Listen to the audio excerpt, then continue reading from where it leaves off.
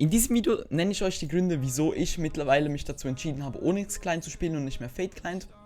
Was so die Vorteile und Nachteile sind, und am Ende des Videos gehe ich noch darauf ein, wie ihr diesen Client selber installieren könnt, falls ihr auf der Windows 10 Edition seid. Sollte euch das Video gefallen, dann lasst auf jeden Fall eine positive Wertung da, und falls ihr neu auf dem Kanal seid, würde ich mich auf jeden Fall mega über ein Abo freuen. Reden wir aber nicht lange um den heißen Brei herum, los geht's mit dem Video.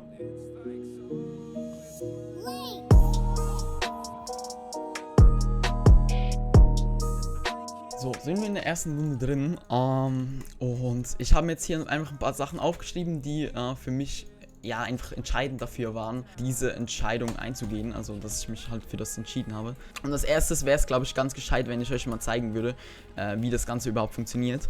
Denn wenn man auf L drückt, hier im Menü kommt hier so ein Menü, dann kann man draufklicken und dann seht ihr hier schon eine riesen Übersicht über alle Mods. Ich gehe kurz in die Mitte, dass wir hier ein bisschen spielen können. Genau, und diese Mods, das sind auf jeden Fall viel mehr Sachen, als jetzt zum Beispiel Fate Client hat. Und das ist auf jeden Fall schon mal ein Grund, der mich halt einfach zum Nachdenken gebracht hat, wieso ich denn überhaupt eigentlich noch Fate Client spiele und nicht mittlerweile weitergezogen bin zu einem nächsten Client. Und ich muss natürlich aber auch klarstellen, ich habe nichts gegen Fate, ich bin immer noch sehr stolz auf die Arbeit, die Fligger hier macht. Er macht das Ganze in seiner Freizeit, er hat auf jeden Fall noch anderes zu tun, es ist ein Spaßprojekt für ihn. Und er selber hat es halt genutzt, damit er auch was lernen kann so damit. Und ich verstehe da seine Entscheidung absolut, wenn er da keine Zeit hat oder keine Lust hat, an dem Ganzen weiterzuarbeiten. Das ist natürlich auch ein Faktor, dass viele Leute wechseln, weil es einfach mit der Zeit andere neue Produkte gibt auf dem Markt, die auch sehr attraktiv sind, wie zum Beispiel eben jetzt der Onyx Client. Ich kann euch sonst mal gerne meine Lieblingsfeatures nennen, wenn wir hier nicht instant gecleant werden. Und zwar seht ihr hier einmal, was ich alles aktiviert habe. Fulbright, was mir persönlich extrem wichtig ist, das muss man bei Fate Client immer so umständlich einstellen, und in den neuesten Versionen hat es das nicht mal gehabt. Wir haben Toggle Sprint und Toggle Sneak, wir haben Auto GG, welches am Schluss der Runde, ich glaube auf Nether Games, Hyperlands, Cubecraft und Hive ein GG schreibt. Wir können das gerne nachher nochmal ausprobieren. Es gibt weitere Sachen, die ich jetzt nicht aktiviert habe, aber zum Beispiel den Third-Person Name Tag, also das hier. Auch wenn das natürlich noch ein bisschen buggy ist, aber sonst ist das mega nice auf jeden Fall. Wir haben hier die Keystrokes natürlich, FPS, sehr ein wichtiges Thema für mich, weil ihr jetzt in dem neuen Dings, also ich sehe meinen FPS oben rechts, aber ihr seht die halt nicht, deshalb fand ich das eigentlich noch ganz nice. Wir haben die Direction Nut, Speed Counter, Reach Display und natürlich auch noch ein Combo Counter, was ich persönlich sehr nice finde, und ein Pack Display, worüber wir nachher auch noch reden, und man kann sogar 2 Spiele drin spielen, was ich jetzt nicht so als nötig empfinde, aber wenn dir mal um 4 Uhr nachts langweilig ist, kannst du das gerne ausprobieren. Hallo. Ciao. Und ihr seht auch schon, ich habe auf jeden Fall alles customisiert, also mein ganzes Zeug ist custom, und das ist auf jeden Fall ein weiterer Punkt. Bei Fate Client konnte man ein Texture Pack installieren, welches die Keystrokes schöner gemacht haben oder die ein bisschen ändern, falls man sich mit JSON auskannte. Hier ist es so, dass du hier unten einfach dein Ding nehmen kannst und einfach so rumschieben kannst. Ich kann es in die Mitte des Screens tun und ihr seht, es ist einfach in der Mitte. Und das ist was ich beim Fate Client mega vermisst habe, weil das einfach das Einstellen viel einfacher macht. Und auch hier unten seht ihr zum Beispiel neben meiner Hotbar, zum Beispiel hier habe ich Combo, hier habe ich die Serveradresse, was by the way auch ein sehr cooles Feature ist. FPS sieht man hier oben und dann noch die CPS. Okay. Hallo. Das ist by the way schon der letzte, das heißt, da kann ich ganz gut zeigen, dass jetzt GG geschrieben wird. Also ihr seht hier, ich habe nichts geschrieben und es wird einfach GG in den Chat geschrieben, was ich persönlich mega nice finde, weil einfach so ein GG macht das Ganze immer ein bisschen freundlicher. Und deshalb finde ich das eigentlich ein mega cooles Feature. So, für den Rest des Videos gehe ich auf jeden Fall jetzt mal kurz in eine Private-Welt, weil da einfach das Ganze ein bisschen einfacher macht. Ihr seht auch bei Server, das steht jetzt Localhost, weil das halt wie gesagt nicht auf dem Server ist, sondern halt in meinem Localhost halt. Wir haben by the way auch noch Freelook, das wurde auf Hive automatisch deaktiviert, was auch ein mega geiles Ding ist. Und hier kann man immer die Settings einstellen. Zum Beispiel, ich habe jetzt mein Ding auf Tab, da kann man richtig nice einstellen. Wir haben Toggle und wir haben gehalten, und No Perspective Changes, glaube ich, dass wenn man hier auf Tab drückt, dass man da irgendwie direkt nach hinten getan wird. Wenn man dann zum Beispiel hier bei Freelook einstellt, dass man das hier hat, dann macht man einfach so und dann kann man kann man in der ersten Person um sich rumgucken, was ich persönlich mega weird finde. Aber wem es gefällt, dem gefällt's, ne? allgemein, dass es so viele Module gibt und die jeweils auch mit Settings kommen, das ist so was Cooles. Und genau dieses Zeug hat mich halt auch dazu gebracht, einfach mal Onyx Client auszuprobieren, denn ihr müsst wissen, ich habe Onyx Client mega lange nicht ausprobiert. Aus welchen Gründen auch immer. Ich dachte, es ist unsafe oder so. Oder ich habe einfach auch Fade Client unterstützt, weil, wie gesagt, mache ich immer noch. Aber mittlerweile für mich ist halt ein paar andere Sachen auch sehr wichtig und die erfüllt Onyx auf jeden Fall recht gut. Ich gehe jetzt nicht auf jedes Einzelne ein, also das müsst ihr selber gucken. Aber was anderes Cooles, was mir auch noch aufgefallen ist, ist das F3-Menü. Das seht ihr hier oben links. Da sieht man auf jeden Fall die Version, die kleine Version, wie viel FPS ich habe, wie viele Spieler geladen sind. Man kann die genauen Koordinaten sehen, die Blöcke, auf dem ich gerade, also der Block, auf dem ich gerade stehe, in welchem Chunk ich bin, auf welche Seite ich mich drehe, und man kann sogar sehen, wo die Koordinate ist von dem Block, also wie wirklich in Java, was ich persönlich einfach ultra sick finde. Keystrokes auch mega was Geiles, besonders auch, dass man die so customisieren kann. Also ich kann euch hier mal das Menü zeigen. Also hier gibt es wirklich mehr als genug Auswahlen. Man kann die Keys setzen, man kann Animations setzen, man kann so viel verändern. Und ihr seht auch hier links, man kann auch direkt immer sehen, was verändert wird. Also falls ich hier zum Beispiel eine Border rein tun würde, dann wird man das links direkt sehen, wie das aussieht. Und das ist einfach so was Nices, was so schade ist, dass Fade Client das nicht anders gemacht hat. Was die ganzen Settings aber machen, das müsst ihr auf jeden Fall selber rausfinden. Auch ein cooles Ding ist, dass man ja beim Fade Client jedes Mal, wenn man eine neue Version hatte, oder der Fade Client eine neue Version hatte, muss man sich ein neues DLL runterladen. Und das ist jetzt nicht so. Es gibt einen Launcher für den Onyx Client. Man kann ja auch direkt auf den Discord gehen. Man kann sogar eine eigene DLL setzen, falls man irgendwie jetzt doch Fade Client spielen möchte.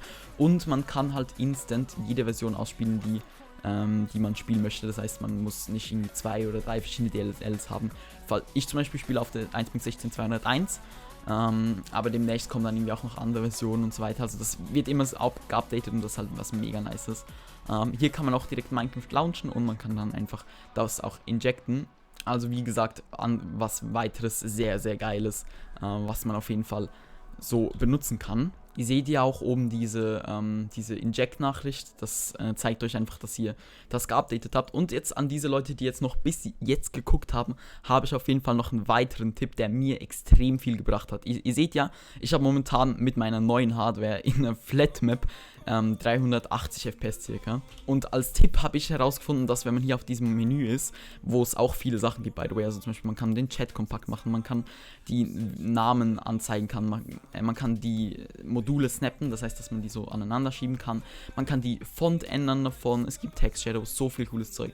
Und hier drüben gibt es so eine Einstellung, die nennt sich Lazy GUI Redraw. Ich weiß nicht genau, was das macht, aber auf jeden Fall merkt man einfach zu krank, dass es einfach FPS gibt. Also ihr seht hier, wenn ich auf der gleichen Einstellung bin, dann habe ich hier 300 FPS. Und wenn wir jetzt einfach mal kurz hier das Modul aufmachen und das hier wieder anmachen und dann warten, ihr seht das auch im Chat, da wird Sachen angezeigt, aber ihr seht hier, ich habe 50 bis 70 FPS mehr. Das wird wahrscheinlich bei euch nicht so groß sein, aber einfach der Fakt, dass es so wie Luna einfach die FPS verbessert, finde ich unglaublich cool und hat mir extrem viel gebracht, euch maybe auch. Kommen wir nun zu dem Zeug, das ich verbessern würde, beziehungsweise so Ideen, die ich habe. Ich weiß, das Onyx-Team guckt mich jetzt nicht und die sind, soweit ich weiß, auch die meisten eigentlich Englisch, aber trotzdem, das sind einfach so ein paar Sachen, die mir aufgefallen sind, die ich gerne noch ändern würde. Und das wäre als erstes bei dem Pack-Display hier. Das ist mega buggy. Also das ist wirklich sehr, sehr buggy. Also zum Beispiel, ich habe ja hier mehrere Packs installiert. Also ich habe ja meinen Chili-Overlay. Und wenn man gar keins ausgewählt hat, dann werden wir nicht beide angezeigt. Und ja, es buggt einfach ein bisschen, das heißt, das müsste gefixt werden. Zudem wäre es halt nice, wenn beispielsweise das Pack-Icon noch dazu angezeigt werden würde. Aber so sieht es auf jeden Fall schon gut aus und ist auf jeden Fall auch mega praktisch, was so, wenn ich zum Beispiel streame und dann fragt mich jemand nach dem Pack, dann sieht man das einfach direkt hier. Das nächste, was ich als Idee hätte, wäre zum Beispiel, dass man mehr mit Server redet. Beispielsweise bei dem AutoGG wurde das ja vom Client selber eingestellt. Aber ich denke, all diese Server haben irgendein Event, der getriggert wird, falls eine Runde fertig ist oder so. Und dass da einfach Onyx ein bisschen offener damit umgeht und sagt, yo, zum Beispiel andere Server, ein kleiner Server, keine Ahnung, Rush Nation oder so, dass die sagen, yo, an alle Server, die jetzt Lust haben, ihr müsst nur das und das implementieren, damit der Client weiß, dass die Runde zu Ende ist, dass da automatisch ein GG geschrieben wird. Das wäre etwas, was ich persönlich zum Beispiel mega, mega cool fände. Und als letztes noch einfach, dass man die Möglichkeit hätte, hier drauf zu klicken und dann einfach hier die Größe zu verschieben. Fände ich persönlich mega nice, weil es einfach, ja, das ist so praktisch. Aber so muss man halt jedes Mal, wenn man was ändern möchte, hier auf das Ding gehen und dann hier mit der Größe arbeiten. Also zum Beispiel hier, Chroma Counter, kann man die Scale ändern. Hier, ich habe sie momentan auf 80. Was aber auch mega, mega sick ist, dass wenn man hier die Color ändert, ich habe es momentan auf 0 hier, man kann aber auch Rainbow einstellen. Das heißt, dass das ganze Zeug Rainbow ist und dass das, glaube ich, auch synchronisiert ist. Also wirklich sehr, sehr sick und auch dieser Slider mit den ganzen Farben hier gefällt mir ultra gut. Ich hoffe, ihr habt nun ein bisschen mehr Klarheit, wieso ich jetzt den Onyx-Client use und kein Fade-Client mehr. Und für alle Leute, die ich jetzt auch überzeugt habe mit meinem kurzen Review, zeige ich euch auf jeden Fall jetzt noch kurz, wie ihr diesen Client installiert, beziehungsweise halt, ja, wie ihr den bekommt und den Injector bekommt oder den Installer. Um nun diesen Launcher zu bekommen, müsst ihr als allererstes mal in die Videobeschreibung gehen und dort auf den Link klicken. Da kommt ihr auf jeden Fall auf diesen Discord hier, auf den Onyx Client für Windows 10 Discord. Und hier findet ihr bei dem Download, also das zweite hier unten, findet ihr einmal die aktuellste DLL, glaube ich ist das. Und hier oben seht ihr einmal den Injector. Es kann sein, dass dass euer Antivirus ausschlägt, bei dem ich persönlich use ihn. Ich vertraue Onyx Client soweit. Es liegt natürlich immer an euch zu entscheiden, ob ihr dem vertraut oder nicht. Ich persönlich mag den. Und genau, deshalb das erste, was macht, ihr geht hier auf Download. Dann öffnet sich hier ein Fenster in eurem Browser und dann downloadet ihr hier diese Exe. Ich habe mir die schon auf meinen Screen gezogen hier und da könnt ihr einfach, die könnt ihr euch irgendwo abspeichern, zum Beispiel auf dem Desktop oder so, oder ihr könnt auch einfach hier per Suche einfach sagen Onyx und dann findet ihr den sicher auch. Und dann doppelklickt ihn und dann kommt direkt dieses Fenster, was ich einfach absolut geil finde. Dann selektiert ihr eure Version hier. Auf jeden Fall könnt ihr hier auf Minecraft Launch gehen, also dann öffnet sich halt Minecraft hier drüben. Und am Schluss, wenn das dann geladen ist, könnt ihr auf Inject oder ihr könnt halt wie gesagt hier auf diese Custom DLL selecten und könnt da zum Beispiel die Fade DLL aussuchen. Ist wirklich mega, mega simpel und gefällt mir eigentlich mega, mega gut. Genau, also wir können es hier nochmal kurz zeigen. Hier machen wir es ein bisschen größer. Müssen wir hier dies ausmachen und dann einfach auf Inject. Und dann seht ihr hier, dass es, für was die Zahl steht, weiß ich nicht, aber dass es halt injected ist. Und dann könnt ihr auf das Menü zugreifen, sobald ihr in-game seid. Das war es auf jeden Fall mit dieser Client-Vorstellung. Ich hoffe, es hat euch gefallen. Schreibt mir gerne euer Feedback und eure Meinung zu diesem Client in die Kommentare. Ich bedanke mich auf jeden Fall fürs Zusehen und hoffe, wir sehen uns im nächsten Video. Bye!